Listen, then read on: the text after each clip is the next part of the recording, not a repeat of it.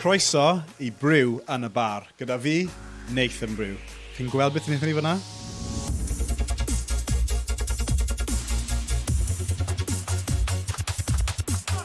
Gyda'r Cwpan Rygbi'r Byd ar fi'n dechrau o fewn ychydig o diwrnodau.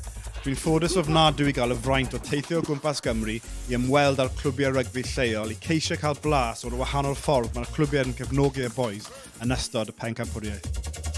A ble well I ddechrau na Clwb Rygbi Brynaman, hen clwb fi wrth gwrs pan o'n i'n tyfu lan, ond falle'n fwy pwysig a fwy diddorol a linc i'r Cwpan y Byd, hen glwb Jac Morgan, cyd-gapten Cymru.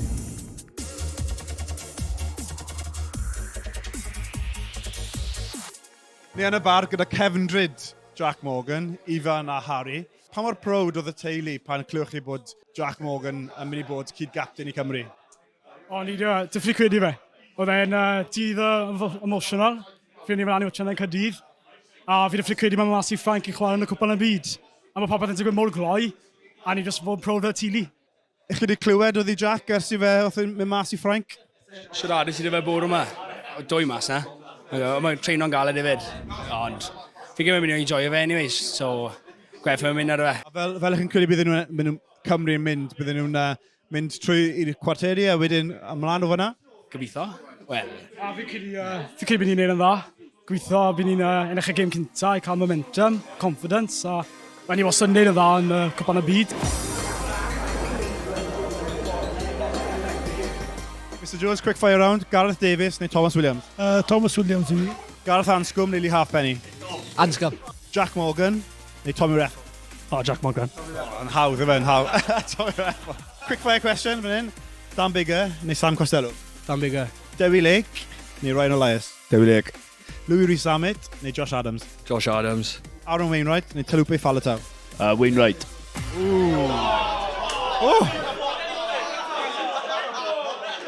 Allai gofyn pam? So'n gwybod.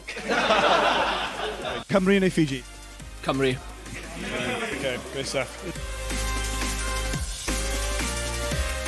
Wel, fi gyda Osian Evans, rheolwr tîm a / chwaraewr. A wrth gwrs, chi'n edrych mlaen i'r gemau yn y pencampwriaeth siŵr o fod, oherwydd bod Jac yn glwb ar garfan. Ond beth arall chi'n edrych mlaen I? Fi edrych mlaen I mynd mas na.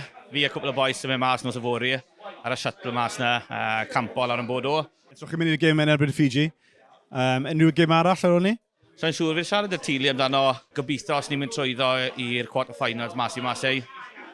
Ond obviously rhaid mynd trwyddo cyntaf yna. A pa fath o warygell bydde ni'n disgwyl yn dod lawr I Brynaman dydd Sul pa mae gobeithio bod Jac Morgan yn gapten ar y dydd? Ie, fi credu bydd yn ddal o'r yma. Pryd o Jac cap cyntaf erbyn Scotland, oedd banner mas I fas, oedd y clwb yn rili fisi yma. A wel, oedd e lawr yn watcho ni disadon, so mae'n fan agos I gyda'r bois. A ni'n gobeithio mewn y tîm a ni'n rili edrych mlaen I cefnogi fe. A wedyn, gym enfawr, dydd Gwener, wrth gwrs, Ffrainc yn erbyn Zeeland Newydd. Fel ych chi'n gweld hwnna'n mynd? Fi credu mae'n gêm agos. Fi'n credu mae Ffrainc yn mynd I cymryd iddo. Maen nhw'n edrych rili dda yn y warm-up games a popeth, so ar ôl oedd New Zealand y colli South Africa, fi'n credu bydd Ffrainc yn cymryd y gêm na.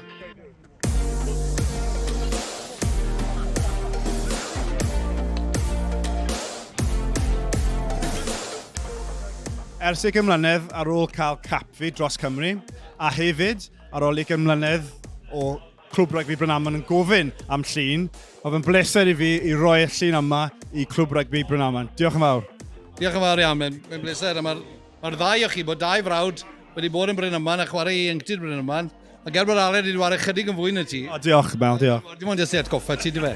Ond unrhyw gap sydd I Gymru, dim ond sydd I wario, a dim ond ydy'r arnom 10 munud, ond warios ti a sgori cais, wrth gwrs, yn y gêm yn Gymru Romania. Ond wariodd Aled ychydig yn fwy na ti. Diolch. Ond mae'n bleser I dderbyn y llun ar ran y clwb, a fi'n siŵr gyda lle anrydeddus ar y wal yn rwle yn y clwb yma. Diolch, Mel. Diolch yn fawr. Diolch yn fawr.